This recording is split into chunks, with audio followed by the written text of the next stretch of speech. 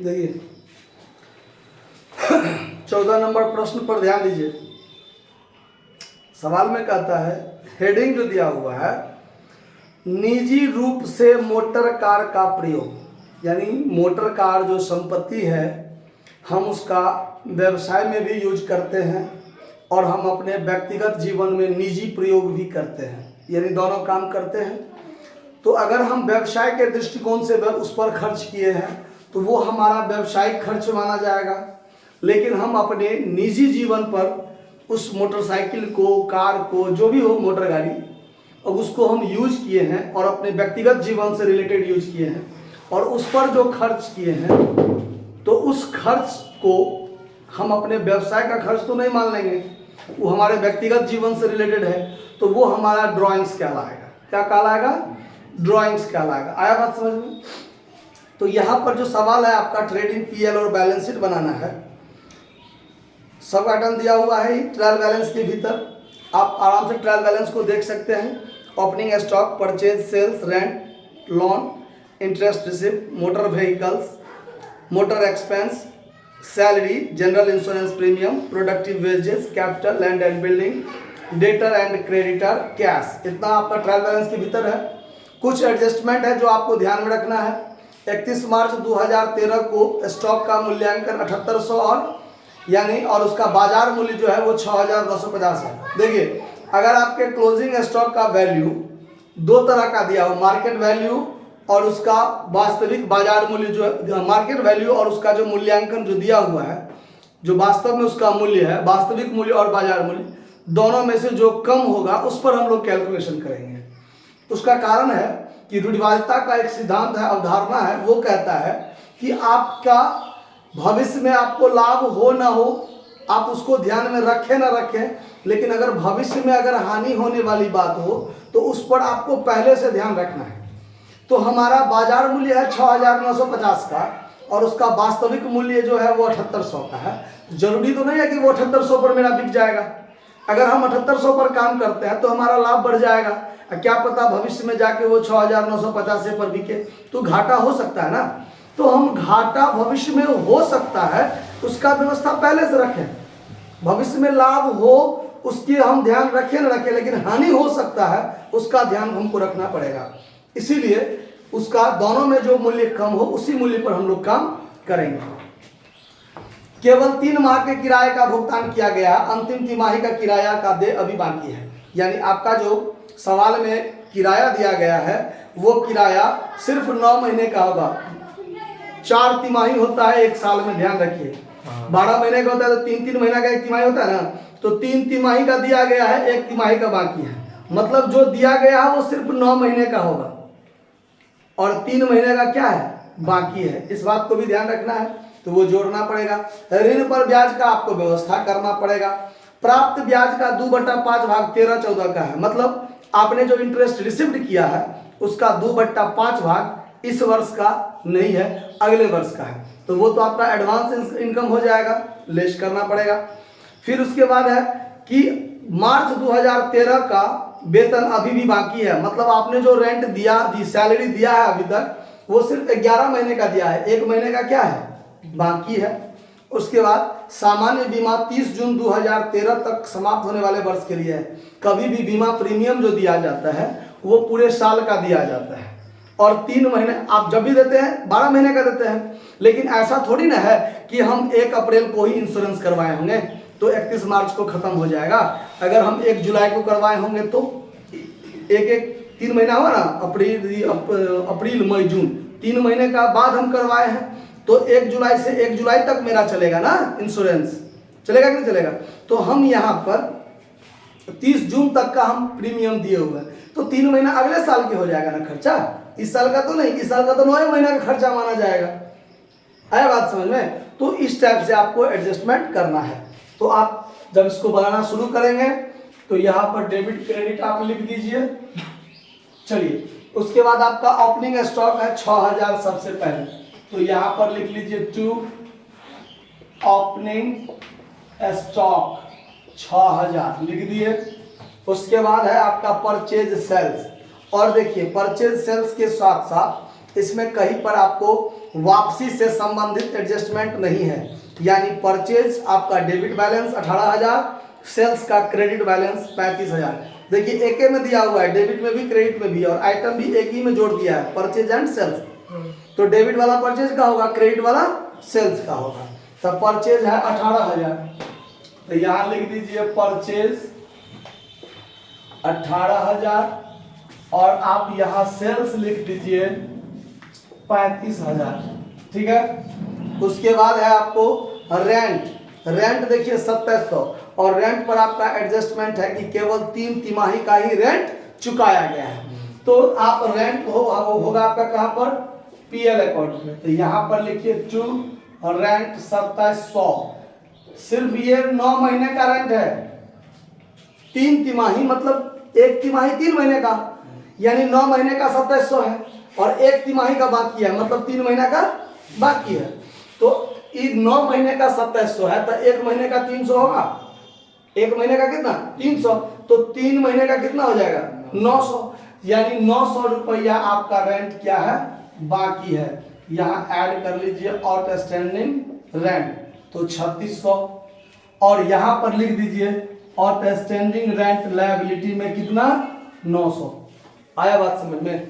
वैसे भी 2700 3 तिमाही का है, तो 3 तिमाही का 2700, तो 1 तिमाही का 900 होगा, होगा कि नहीं होगा। जो बाकी है जोड़ेंगे तो भी उतना ही बात होगा। चलिए लोन है 16%, 1 अक्टूबर 2012 को। चलिए यहाँ लिख लेते हैं लोन 6%। कितना है लोन, लोन है आपको 9,000, लोन है आपको 9,000। इसमें ऐड करेंगे interest on loan, interest on loan. और ये जो लोन लिया गया है 1 अक्टूबर 2012 को, खत्म होता है वर्ष 31 मार्च 2013 को, मतलब 6 महीने का ब्याज लगेगा। तो 9,000 का 16% लोन है, देखिए 16% है। तो 9,000 का 16% यदि हम निकालेंगे तो 00 से 00, और अगर हम 6 महीने का निकालेंगे तो 6/12, 6 दूनी 12, 2 अठे 16, 9 अठे 72, यानी 720 रुपया आपका ब्याज हुआ। 720 रुपया इसमें जोड़ दीजिए, 9,720 हो जाएगा यहाँ। और टू इंटरेस्ट ऑन लोन 720 रुपया आप TLDR में लिख दीजिएगा। ठीक है। उसके बाद देखिए इंटरेस्ट रिसिप्ट आमदनी है 2500, पीएल के क्रेडिट साइड में रखिएगा, बाय इंटरेस्ट रिसिप्ट 2500। और इसमें आपको एडजस्टमेंट कहता है कि प्राप्त ब्याज में 2/5 है, जो अगले साल का है, 13-14 का है। तो इसमें से आपको लेस करना है, लेस एडवांस या अनअर्न्ड इंटरेस्ट लिख दीजिए, अनअर्न्ड इंटरेस्ट। मतलब हमने ये मतलब अर्जित नहीं किया है, हमको अगले साल वाला इसी साल हमको मिल गया है। ठीक है, इधर ध्यान दीजिए। तो 2500 का 3/5 भाग ना, कितना बड़ा भाग है 2/5 भाग, 2/5 भाग। तो इसका कैलकुलेशन कीजिए तो 1,000 होगा, यानी इस साल का आमदनी 1500 ही है, और ये 1,000 अगले साल वाला आमदनी यानी एडवांस इनकम हो गया मेरा। तो यहाँ लिख दीजिए अनअर्न्ड इंटरेस्ट कितना 1,000, ये हमारे लिए लायबिलिटी हो गया। एडवांस इनकम जो होता है वो हमारे लिए क्या हो जाता है, लायबिलिटी हो जाता है। ठीक है। चलिए उसके बाद मोटर व्हीकल है 18,000। मोटर व्हीकल क्या है 18,000, तो यहाँ पर लिख दीजिए मोटर व्हीकल्स 18,000। ठीक है। फिर आगे है मोटर एक्सपेंस। देखिए मोटर एक्सपेंस 3,000। तो एडजस्टमेंट नंबर 5 जो है वो कहता है कि मोटर व्यय का 1/3 भाग व्यक्तिगत है। मोटर व्यय, मोटर तो मेरा व्यवसाय का है, लेकिन हम उसको यूज जो करते हैं, चलाते जो हैं अपने घरेलू खर्च में भी। जैसे मान के चलिए हम मोटरसाइकिल अपने व्यवसाय में रखे हैं, हमारा व्यवसाय का संपत्ति है, और उस मोटरसाइकिल में जो तेल जलता है, अगर हम अपने व्यावसायिक काम से दरभंगा, पटना, मधुबनी कहीं जाएंगे तो हमारा व्यवसाय का तेल जलेगा, व्यवसाय का खर्चा होगा। लेकिन हमको अपने बच्चे को स्कूल पहुंचाना है, हम अपने बच्चे को स्कूल से घर पे लाना है, तो वही मोटरसाइकिल हम उसमें भी यूज करते हैं। वही मोटरसाइकिल हम उसमें भी यूज करते हैं। हमको कहीं अपने रिश्तेदार के यहाँ निमंत्रण पूर्णे जाना है, भोज खाने जाना है, तो वैसे खर्च में हमारा क्या, वो हमारा व्यवसाय का तो खर्च नहीं हुआ, वो हमारा कैसा खर्च हुआ, निजी खर्च हुआ, तो वो हमारा ड्राइंग्स कहलाएगा। क्या कहलाएगा, ड्राइंग्स कहलाएगा। तो 1/, कितना भाग, 3 भाग। तो यहाँ देखिए, यहाँ लिखेंगे हम मोटर एक्सपेंस, मोटर एक्सपेंस मात्र 1/3 भाग, यानी 3000 का 1/3 नहीं, मोटर क्या 1/3 भाग व्यक्तिगत है ना, 1/3 भाग व्यक्तिगत है, मतलब 2/3 भाग व्यवसाय का है। 1/3 भाग यानी 1000 मेरा ड्राइंग्स और 2000 हमारे व्यवसाय का खर्चा। तो यहाँ 2/3 भाग लिखेंगे।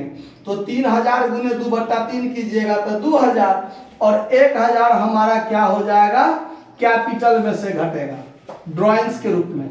कैपिटल में ऐड करेंगे नेट प्रॉफिट, और जो होगा तब उसमें से लेस करेंगे ड्राइंग्स, कितना, 1000। ठीक है, 1/3 भाग, यानी यहाँ ऐसा फरिया के लिख दीजिए, मोटर एक्सपेंस का 1/3 भाग 1000। बाद में घटाएंगे इसको, तत्काल ऐसा नोट करके रखे हुए हैं। चलिए, मोटर एक्सपेंस हो गया। सैलरी है कितना, 2200। सैलरी कितना है, 2200। देखिए सैलरी 2200, और फिर आपको कहता है 1 महीना, मार्च 2013 का सैलरी क्या है, बाकी है, अभी दे है, तो 1 महीना का सैलरी बाकी है। आउटस्टैंडिंग सैलरी 2200 जो हम सैलरी दिए हैं, वो क्या महीने का दिए होंगे, जब 1 महीने का सैलरी बाकी है, 12 महीने का साल होता है, 1 महीने का बाकी है, तो 11 महीने का दिए हैं, और 11 महीने का 2200 दिए हैं, तो 1 महीने का कितना होगा, 200 होगा, वो जोड़ देंगे तो 2400, और यहाँ पर लिख देंगे आउटस्टैंडिंग सैलरी कितना, 200। आया बात समझ में, ये एडजस्टमेंट भी क्लियर है आपका। General insurance premium 3000, general insurance premium to general insurance premium 3000 है ना।